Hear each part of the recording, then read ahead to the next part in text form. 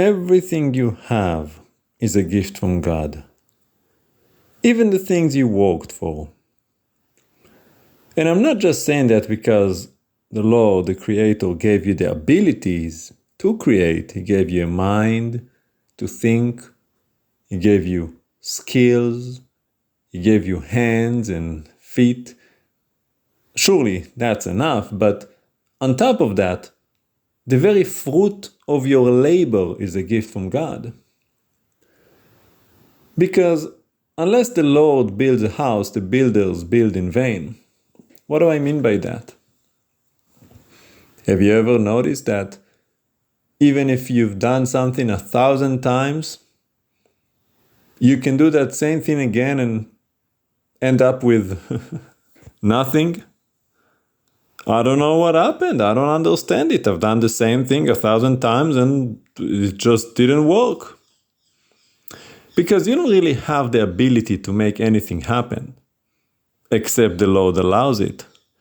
And every now and then the Lord has to humble us by showing us that no matter how hard we work at something, we're gonna fail.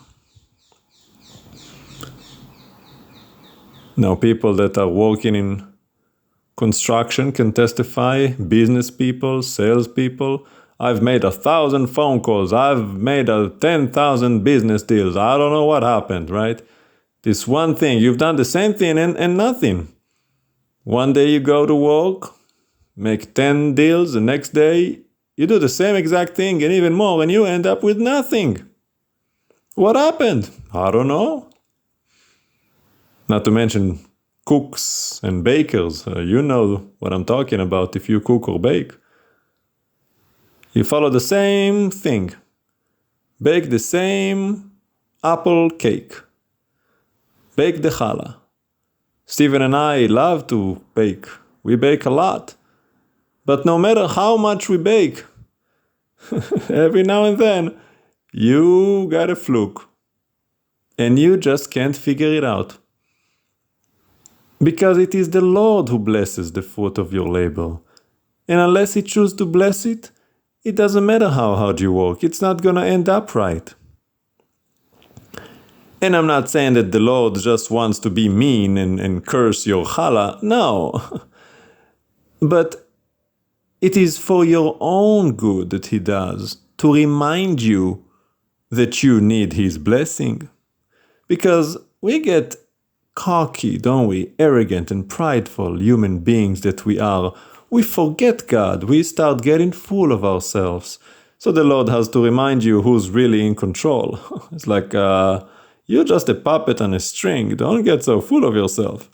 And that speaks for all mankind, in case you did not know that. Silly human. It is the Lord who does all things. We are just along for the ride. So it doesn't matter. And again, let me just reiterate what I said so you don't get the wrong understanding. The Lord doesn't throw a wrench in your wheel just to annoy you or because you've done something wrong. No, you could be doing everything right. But He's doing it for your own good, like I said. Not because He needs you to remember Him, but because you need to remember Him. And He does it for your sake, because He loves you. Like, well, the Lord says, well, I love you, and for your own good, you better remember who's in charge. So I'm going to throw a wrench in your wheel so that you don't forget and think that you're all that everything you touch turns into gold. Because it doesn't. So, praise Papa that He loves us enough to let us fail so that we remember. Not by power nor by might, but by the Spirit of Adonai. So you can bake a pineapple muffin and end up with mush. You can make a challah and end up with flatbread. You can do all kinds of things, and we've done all of them. What happened? I don't know. The Lord did not want it to come out the way we did.